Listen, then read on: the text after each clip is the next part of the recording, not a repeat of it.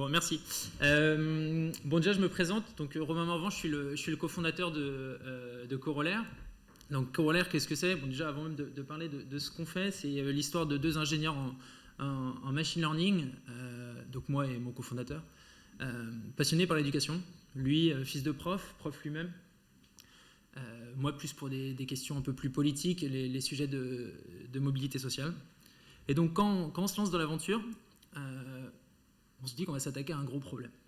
Et donc, qu'est-ce qu'on se dit? On prend le plus gros problème, la question de la personnalisation des apprentissages. Bon, j'en conviens, c'est un peu un serpent de mer, la question de la personnalisation des apprentissages.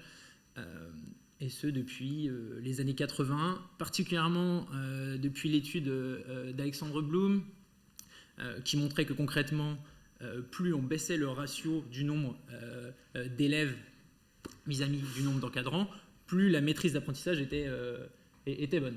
Et donc dans les chiffres, qu'est-ce que ça donne? Ça donne que le pire des élèves d'une classe de 30, on arrivait à le ramener au niveau de l'élève moyen à partir du moment où il était tutoré. Et cet élève moyen d'une classe de 30, il devenait aussi bon que le meilleur des élèves de la classe de 30 à partir du moment où il était tutoré. Et donc on peut extrapoler ça, dans la formation évidemment, puis sur la question du digital learning, puisque c'est le sujet aujourd'hui, ça implique d'autres choses, il y a la question de l'engagement, de la motivation, et même de la rétention des connaissances. On est quand même censé partir avec ces connaissances-là et être capable de les appliquer au-delà. Et donc, je ne me trompe pas, concrètement, tout le monde a essayé de prendre le sujet à bras-le-corps. Si je reprends dans les années 2000, même 2010, ceux qui rencontrent le plus souvent ce cas-là, c'est les plateformes de e-learning. Prenons Udacity, Coursera, etc. Donc les gens américains. Ils mettent un paquet de moyens dessus, donc ils prennent le sujet, je dirais un peu à l'ancienne, ils se disent on va faire du mentorat, du coaching, et on va mettre donc en fait des humains, donc des vrais tuteurs, derrière de la vidéo, capables d'accompagner donc tous les élèves qui suivaient ces formations en ligne pour pas qu'ils décrochent. Le problème c'est quoi? C'est que ils n'arrivent pas à supporter la charge, et puis deux, ça coûte très cher de mettre des humains derrière. Et puis même, donc, il y a eu par la suite d'autres façons de l'appréhender. Il y a eu l'adaptive learning qui n'a pas encore répondu à toutes ces promesses, mais ça viendra. Et puis dernièrement, je dirais gros problème, il y a la question de ChatGPT. ChatGPT, vous l'avez utilisé, c'est certain. Vos apprenants aussi, et vous vous rendrez compte que aujourd'hui, s'ils ont une question, la façon la plus courte pour eux d'avoir une réponse, c'est quand même d'aller vers ChatGPT. Mais ça emmène deux problèmes. Un, vous ne savez pas ce qu'ils ont posé comme question, première chose. Puis deux, vous ne savez pas ce que ChatGPT répond. Donc de là, nous on se dit, parce qu'il faut savoir que concrètement, Corollaire, on est à peu près au même moment que ChatGPT. Et ChatGPT, c'est, je dirais, la matérialisation du bond en avant qui a été fait dans l'IA générative pour le grand public. Ça fait quand même pas mal de temps que le sujet a été travaillé, mais vraiment ça s'est matérialisé comme ça. Donc on arrive au même moment et on se dit, et si on créait une sorte de ChatGPT duquel on garderait la capacité de génération du langage, de compréhension du langage, qui là sont clés quand même, et là on voit que c'est quand même pertinent, mais duquel on supprimerait la base de connaissances ou la pseudo-base de connaissances et on la remplacerait par votre corpus de formation. Donc c'est ce qu'on fait. Et donc comment ça se matérialise? Côté ingénieur péda, concepteur, formateur, c'est une plateforme sur laquelle vous allez déposer votre contenu de formation, votre corpus, peu importe le format, les modalités, que ce soit du texte et des vidéos. Puis lorsque c'est bien intégré à votre LMS, vous ne déposez même pas. En fait, nous, on va parcourir dans votre LMS et vous cliquez ce que vous voulez mettre dedans. Et en fait, ça constitue les bornes d'un tuteur virtuel que vous allez ensuite partager à vos apprenants. Et donc, de son côté, c'est une sorte de chatbot, même si j'aime pas ce mot, qui va être disposé au bon endroit, donc en fonction du corpus. Est-ce que ce sera au niveau de la séquence, au niveau du cours? Et vous pouvez même pousser un peu plus loin et mettre d'autres contenus que simplement votre contenu de formation. Parfois, ça va être, on en parlait ce midi, des guides, de la doc, des choses qu'on ne va pas leur donner en formation, parce que déjà que la formation, il faut les faire tenir. Si en plus on rajoute des choses comme ça, c'est pas utile. Mais en revanche, la doc sera capable de les éclairer tout au long de la formation. Et donc ce tuteur, il a même de répondre à toutes leurs interrogations liées à votre formation, et ce surtout à partir de votre contenu de formation. Et d'ailleurs, si par malheur il pose une question en dehors, eh ben, on lui répondra gentiment qu'on ne le sait pas. Et ça, c'est clé. La question de la source, la question des hallucinations, du moins c'est comme ça que ça a été appelé, je sais que c'est un autre problème qui est vraiment apparu et qu'on traite à la racine. Donc je vous ai expliqué les deux premiers points, vous déposez votre contenu, vous l'intégrez sur votre plateforme, puis il y a le dernier point, la question de comment on analyse tout ça? Parce que je vous disais tout à l'heure, c'est un vrai problème de ne pas savoir ce qui se passe dans ChatGPT. Ben nous, en fait, on pallie à ça, parce qu'on analyse et les échanges, ok, et des potentielles réponses à des modalités d'évaluation formative. Parce que ce qu'on vous a permis, en plus du moment où vous avez créé votre tuteur, c'est aussi de créer ces modalités d'évaluation formative qui sont quand même encore très précieuses dans la question de la personnalisation. Et donc on analyse tout ça et on se rend compte qu'il y a une quinzaine de questions liées à ce concept-là.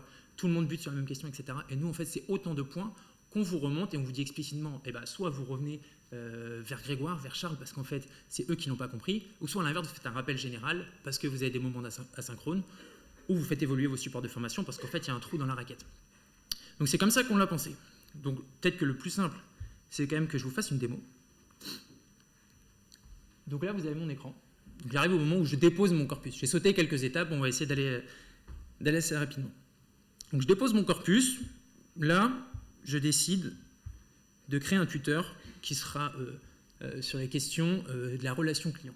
Donc là, j'ai 3 supports, j'ai 2 supports PDF et j'ai même une vidéo. Et donc, à partir de là, je dépose mes sources et je crée donc ce fameux tuteur virtuel. On va l'appeler CRM et relations clients. Et là, je peux définir aussi la façon dont le tuteur va se comporter pédagogiquement, je dirais. Est-ce que vous voulez que, je dirais, à l'instar d'un ChatGPT, on pose une question, on a une réponse assez brève, étayée ou pas? Ou à l'inverse, est-ce qu'il se comporte de façon socratique? Et là, on le voit, ça peut être très pertinent. C'est-à-dire, il me pose une question, je lui réponds une question.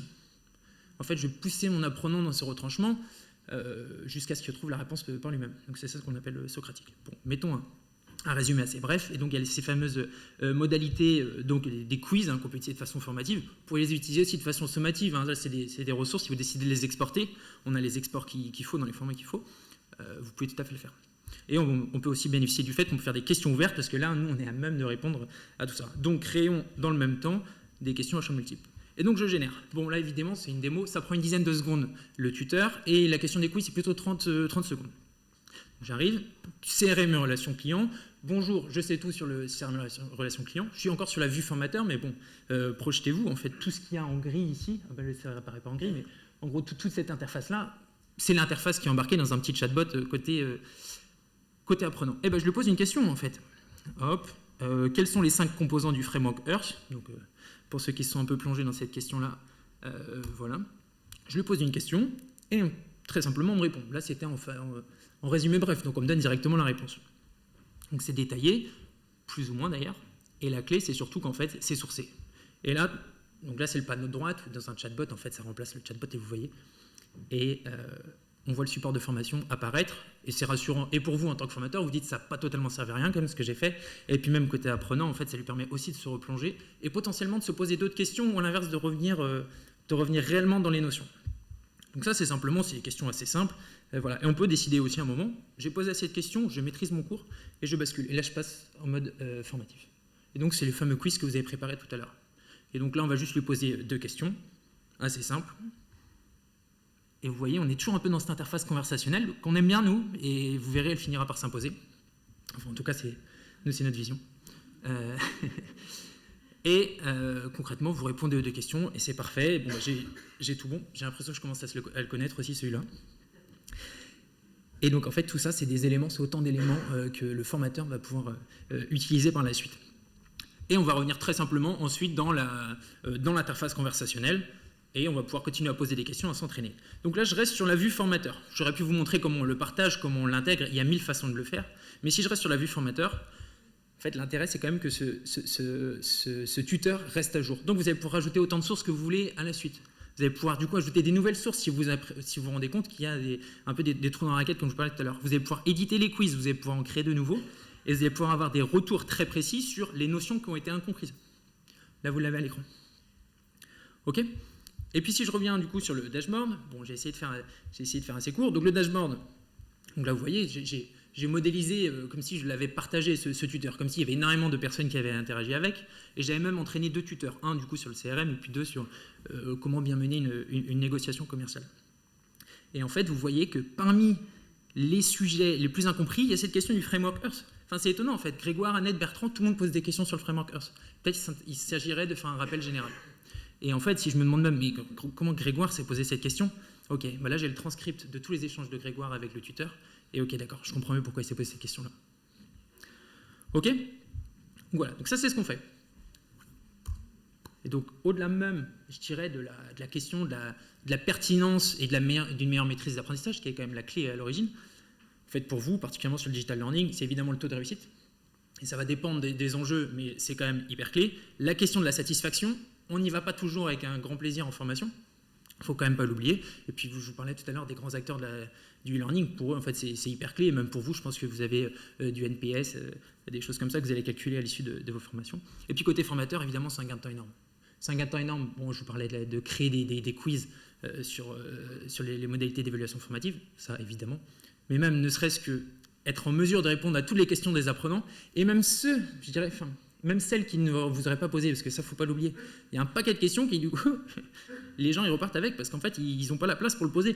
Vous n'avez pas de modalité de social learning, vous n'avez pas de forum, tout simplement, ils s'auto-censurent, en fait, vous n'avez pas de ces questions-là. Donc, cet ensemble-là, en fait, c'est le principal ROI, au-delà même de la capacité de repartir avec des meilleurs apprentissages. Ok, bon, moi, ce que je vous invite maintenant, c'est de le tester. Corollaire, c'est disponible sur app.corollaire.com. Vous pouvez le noter là. Vous allez avoir accès à la version qui sera disponible. Donc, c'est la version actuelle. Ce que je vous ai montré aujourd'hui, c'est la version qu'on va sortir pour le grand public à la mi-janvier. Donc, qui sera la première version officielle qui intègre, je dirais, nous, ce qui nous tenait à cœur. Ce qui est disponible aujourd'hui, vous allez pouvoir déjà vous éclater. Donc, c'est la question du tuteur virtuel, de générer des quiz. Et vous allez pouvoir l'embarquer très facilement donc, dans votre LMS, dans votre plateforme. Pour en faire bénéficier à tous. Donc je vous invite par la suite à tester assez facilement. Nous, on voit dans les logs qui testent. Et puis vous m'envoyez un petit mail et on en discutera. Alors je ne sais pas s'il y a de la place pour des questions. Alors, il y a de la place pour les questions. Bon, bah parfait. Et y a-t-il des questions? On sait qu'on a de la place, mais il faut la remplir. Oui. C'est un modèle propriétaire que vous avez tapé dans des modèles un peu plus larges? Alors, il n'y a pas de modèle propriétaire. Je veux dire, il n'y a pas de modèle propriétaire à corollaire. Enfin, développer un modèle propriétaire, vous savez combien ça coûte. La question, par contre, des modèles qu'on utilise. Alors, on va utiliser OpenAI sur la question du tutoring, encore aujourd'hui, parce qu'en fait, la capacité, je dirais, sur la pertinence pédagogique, il y a encore GPT-4 et du moins tout ce qu'on rajoute au-dessus, et les autres. Vraiment, on le voit. Mais surtout les autres questions, la question de génération de modalités pédagogiques, la question de summarisation, donc résumer, analyser, extraire des informations. En fait, tout ça, là, on a fait un bond en avant et on le voit même avec des Français comme Mistral, où on peut très facilement nous le déployer sur notre cloud. En fait, donc c'est des choses qu'on remplace au fur et à mesure, mais on ne veut pas le faire au détriment de la pertinence. Parce qu'en fait, quand on s'attaque à ce secteur-là, enfin, moi, je considère que c'est comme s'attaquer un peu au secteur de la santé. En fait, on ne peut pas se permettre de faire n'importe quoi avec. Donc, OpenAI pour la partie tutoring, qu'on remplace au fur et à mesure. Et puis, sur les autres modules, là, on arrive à remplacer par des modèles open source. Voilà. Une autre question? Oui, là. Allons-y. Dans les sources, vous supportez du score? Pas encore, mais ouais, on est dessus, là. On est dessus. Ouais. Et en fait, c'est tout l'intérêt. C'est pour ça qu'on se plug au LMS, c'est même pour éviter le score. Parce que c'est sympa, mais quand on peut directement aller à la source et éviter de transférer des modalités comme ça, c'est encore mieux. Le plug avec les LMS, facile? Plus ou moins. Sur étagère, on va avoir Moodle très rapidement, parce que c'est le plus utilisé. Expertime, aussi, qui sera annoncé très prochainement. Et puis ensuite, je dirais qui veut bien et côté LMS, qui nous sont autant... Enfin, c'est une façon aussi pour nous distribuer, ça c'est certain. Et puis même pour les LMS, pour se différencier, quoi. Ouais, complètement. Ouais. Ouais. Est-ce qu'il y a des études, si quand j'interagis avec le tuteur, je sais que quelqu'un peut lire? Est-ce que je pose les mêmes questions que quand je sais que je suis en sécurité et que c'est confidentiel de mon interaction? Il y a des études là-dessus, parce que c'est quand même un vrai sujet, la sécurité psychologique. Ah oui, ouais, bien sûr. C'est quelque chose qu'on permet d'activer ou pas? On peut voilà. Mais nous, on estime que donc, je vous ai montré 1, 2 et le 3. On estime que le 3 est hyper clé aussi. Et on n'a pas simplement envie de En fait, aujourd'hui, les points je dirais les points d'éval qu'on a, ça va être au niveau en fait, des QCM, en fait, plutôt des évaluations même formatives, hein, je dirais, mais c'est plutôt des QCM où on va pouvoir très vite analyser ce qui est compris, ce qui est incompris. Et nous, on va aller au-delà. On va aller vraiment au-delà et on ne va pas se limiter à ça. Donc, analyser les échanges, c'est hyper clé. Après, c'est un contrat de confiance. Hein. d'articles. Merci beaucoup Romain. Merci infiniment de nous avoir présenté ta solution corollaire.